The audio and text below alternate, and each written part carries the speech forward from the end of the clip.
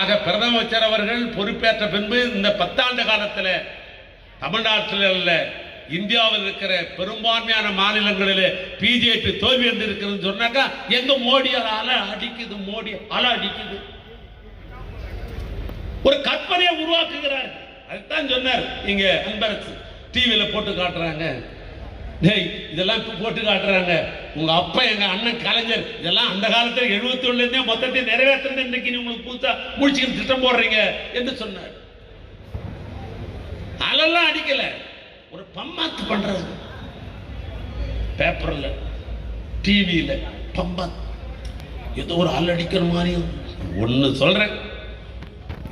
சொல்றேன் இங்கே கூட நம்முடைய சுந்தர் அவர்களும் நம்முடைய அன்பரசவர்களும் சொன்னாங்க 39 தான் போன முறை நம்ம ஜெயிச்சோம், இப்போ 40 தான் ஜெயிக்க போகிறோம் அப்படின்னு சொல்கிறீங்க. நான் சொல்கிறேன், தமிழ்நாட்டு முதலமைச்சராக இருக்கிற கழகத் தலைவருக்கு தமிழ்நாட்டை மட்டும் காப்பாற்றுகிற பணி அல்ல, இந்தியாவில் இருக்கிற இந்தியா கூட்டணியை தூக்கி பிடித்து காப்பாற்றுகின்ற பொறுப்பு அவருக்கு இருக்கிறது.